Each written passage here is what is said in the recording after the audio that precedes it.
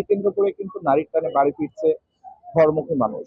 আমরা একটু দেখাতে যাই যে আসলে আজকে কিন্তু তুলনামূলক গাড়ির চাপ গতকালকের তুলনায় কম, ঘরমুখী মানুষ যাচ্ছে।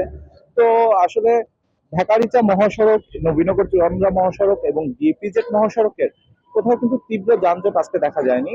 কোথাও কোথাও দেখা গিয়েছে যে গাড়ির ধীরগতি। তবে আজকে যে স্বস্তিতে কিন্তু মানুষ বাড়ি ফিরছে বলে জানিয়েছেন। আমরা যাত্রীদের সাথে কথা বলেছি, ঘরমুখী মানুষদের সাথে।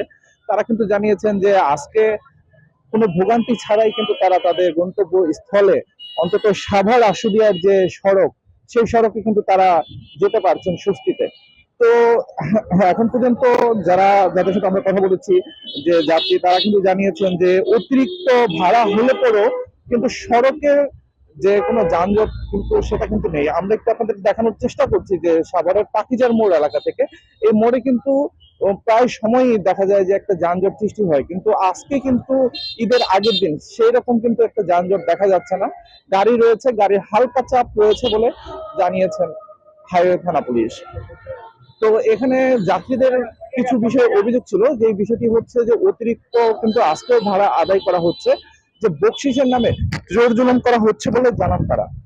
তো আর এছাড়াও ঘরমুখী মানুষ যারা যাচ্ছেন, যে অনেকেই কিন্তু বাস না পেয়ে টাকে করে কিন্তু বাড়ি ফিরছেন। তো আমরা একটু দেখাতে চাই যে এখানে আসলে বাস কাউন্টার গুলোর মধ্যে কিন্তু এখনো কিন্তু আসলে যাত্রীরা কিন্তু গন্তব্যে যাওয়ার জন্য অপেক্ষা করছেন। আমরা একটু কথা বলবো আসলে যাত্রীদের সঙ্গে, যে তারা আসলে তাদের বর্তমান অবস্থানটা কি, যে আসলে কখন আপনার গাড়ি এবং কোথায় যাবেন।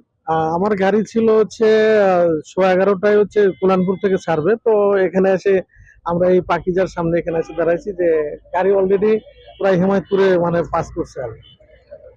সঠিক সময়ে কি যাওয়া যাচ্ছে কিনা? মনে হয় একটু জ্যাম আছে, তো মনে হয় যে সঠিক টাইম এরকম হবে না, হয়তো আধা ঘন্টা 1 ঘন্টা হয়তো লেট হতে পারে আর কি। তো আপনি কোথা থেকে টিকিট কেটেছেন এবং অতিরিক্ত ভাড়া আমি নেওয়া হচ্ছে? আমি কল্যাণপুর থেকে অনলাইনে টিকিট কাটছি, যেটা অতিরিক্ত ভাড়া নেওয়া হয় নাই। তো আমি গাড়িতে উঠতেছি হচ্ছে সাভার পাকিজার সামনে থেকে। তো যেমনটি যাত্রী জানাচ্ছিলেন, তো এখানে কিন্তু মূলত আসলে যে যারা অনলাইনে টিকিট কেটেছেন তাদের জন্য কিন্তু আসলে অতিরিক্ত ভাড়া নেওয়া হয়নি, কিন্তু যারা মূলত অফলাইনে যারা টিকিট কেটেছেন তারা কিন্তু আসলে অতিরিক্ত ভাড়া নেওয়া হচ্ছে বলে আমাদের কাছে একটু অভিযোগ রয়েছেন। আমার এলাকায় কোথাও কোনো যানজট নেই। না, কোনো না, আমাদের কাছে এমন কোনো খবর আসে নাই, এমন কোনো ঘটনা ঘটে নাই। আইন শৃঙ্খলা পুলিশ ডিপ্লয়মেন্ট তাহলে আমাদের শান্তিগুলোর কোনো অবনতি নাই, কোনো সমস্যা নেই, যাত্রীদের কোনো দুর্ভোগ নাই।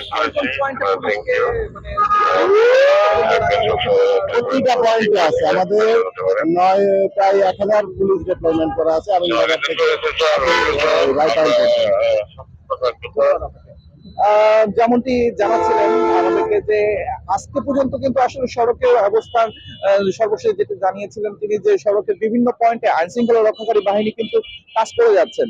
এছাড়াও সেনাবাহিনী, পুলিশ, র্যাব এবং যে ডিবি কর্মকর্তা যারা রয়েছেন তারা কিন্তু আসলে সড়কের যানজট নিরসনের জন্য কাজ করছে বলে আমরা জানতে পেরেছি। লোটন আচার্য, সাভার, ঢাকা।